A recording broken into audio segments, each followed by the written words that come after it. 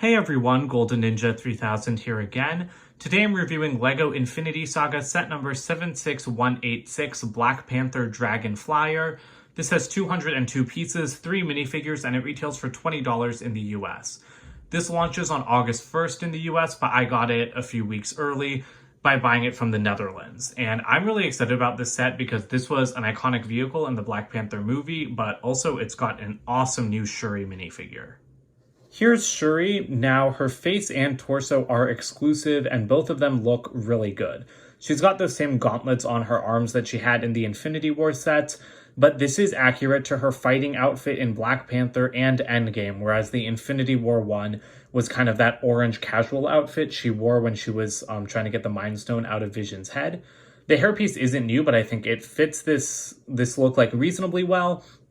It wasn't made for her, so it's obviously not 100% accurate, but it's definitely the closest that LEGO has. Her face is super detailed. I love all of those white dots and, that kind of like skull chin thing that she wears on her chin, like the jawbone that she wears on her chin. That looks really good.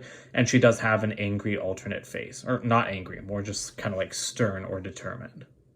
This new Black Panther is pretty awesome. He does come in the Endgame Final Battle set as well, which is kind of awkward because like these sets should be paired together because they're both part of the same scene. So it's kind of weird that you would end up with two of him.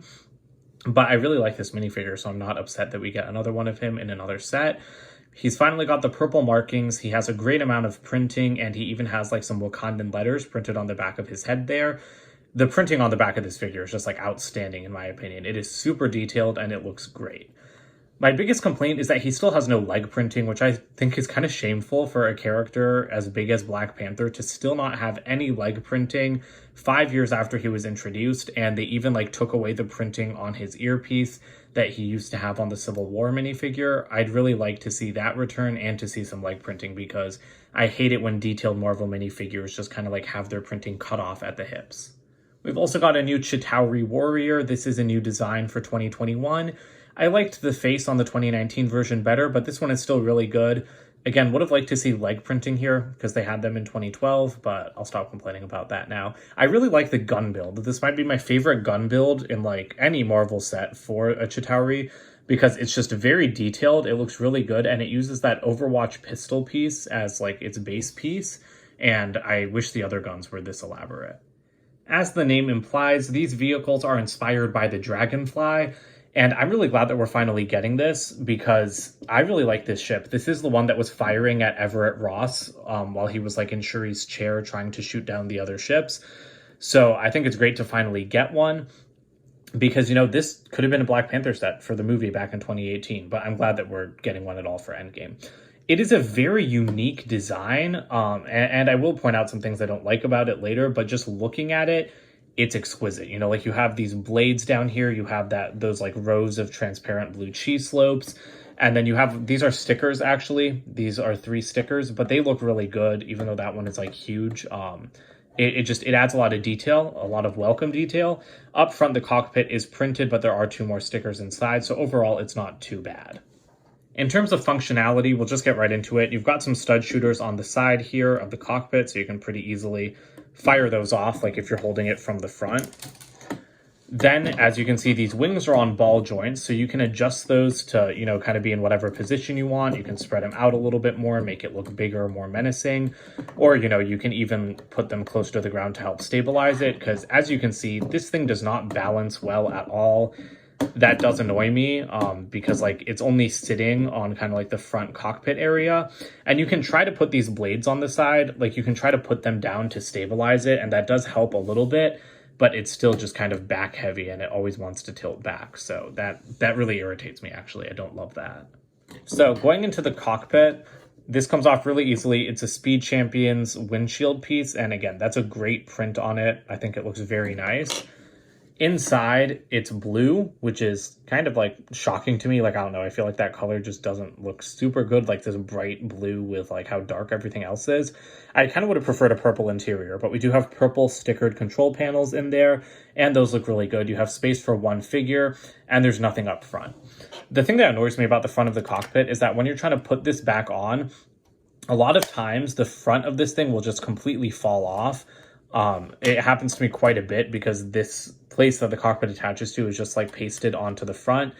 And so it didn't happen this time, but it's been happening to me a lot every time I open the cockpit or try to close it, because even that blue piece isn't supposed to lift up with the windshield.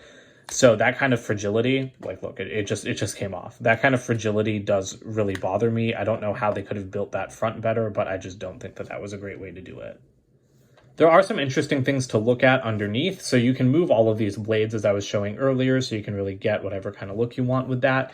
But you can see hinges here, and that's because there is actually another function, because these things could kind of stand up almost on their tail when like they could hover in the air like that. And so the Lego version can actually do this too. It's pretty easy. All you have to do is bend forward the cockpit. It secures at the top over here. It just clips into place to the rest of the body. So it's really easy to bend that forward. And then the idea is that you're supposed to fold these little like flags at the bottom in, so that then this entire set can just kind of like stand up. But it really does not work well at all. Like you just saw, like it just broke off the entire bottom. That's something that happens a lot, and it's really frustrating. I have managed to make this stand up a couple times. What you really need to do is you need to spread these wings super far back. Like you just like kind of have to make an X back here with these wings, and then maybe that'll work now. I'll see, my table is kind of uneven, which I'm sure doesn't help things. But let's try that now. Okay, so there. So now it's standing up, but it is still really shaky. And so while that's a great look, again, it's very hard to do that. It doesn't want to stand up for long. You have to have a perfectly flat, even surface. I couldn't even get it to stand up on a tablecloth, which is kind of ridiculous to me. So while I like that the set has this function built in, it's kind of ridiculously hard to get it to work, especially given how much the tail breaks off. And here's what it looks like from the back when it's standing. This is a very nice look, because from the other side, you're just seeing a lot of, undersides of plates. And that's what Shuri looks like sitting in the cockpit. There's not really any place to hold her gauntlets, but you can just throw those in next to her, and they will just barely fit in place there. And then, sorry, trying to keep this in frame, you can just put the windshield right over her. It's kind of hard to see her in there, but I'm glad that her weapons do fit. Here are the extra pieces for this set. You do get a ton of extra studs for the stud shooters. Typical $20 box here. I love the box art for this set, like, with the dusty gray endgame final battle skies. You can see the portal to Wakanda. The only thing I don't like about this box is that Black Panther is like lost all the way in the corner over here. That is super weird to me. I feel like he should be jumping from somewhere over there, because, I mean, his name is in the set name. Why is he so tucked away in the corner? But I love all of the art for these Infinity Saga sets. Like, I kind of wish I could have them, like, framed. They're so pretty. The instruction manual is, just a regular Lego booklet size. But at the back, we do have a very nice ad for all of the non-retailer exclusive Infinity Saga sets. That is a really nice, kind of like little splash page. All right, so overall, I really wanted to love this set. I do still love the look of it. I think it looks fantastic on display. But it's just a bad toy, and like, I don't think that's an exaggeration. This is just a bad toy. The box says that this is for ages 8 and up. If I was an 8-year-old and this thing was breaking every time I tried to play with it or put a minifigure in the cockpit, I would get so frustrated I'd just stop playing with it. Like, I can't imagine giving this to my cousin who's about to turn 8 in January. Like, I can't imagine giving this to him to play with, because I feel like it would break after 2 seconds and then he'd just not care about it anymore because it's too fragile. So I'm really annoyed by that, because, I mean, yeah, Lego is for adults. They make sets for adults. We like things to be on display, but they are primarily a kid's toy company, and something like this, I would have expected it to be much, much better, but it just doesn't seem to be up to their standards at all.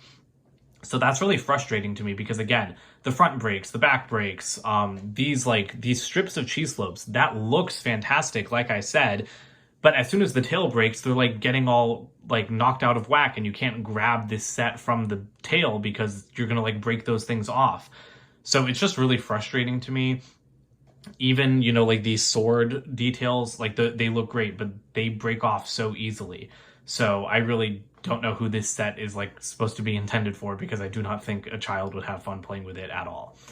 So I'm still probably going to get a second one of these just, to put it in a display, but I was extremely disappointed by like the quality of the build here. because I didn't expect it to be that fragile. So that was a huge letdown for me. I still think it's a good $20 set. It's a good size. You have great figures, but yeah, it is just extremely fragile. So watch out for that. But that's it for today. So don't forget to comment, like, and subscribe, and check out my website, goldenninja3000.com. I'll see you guys in more videos soon. Bye for now.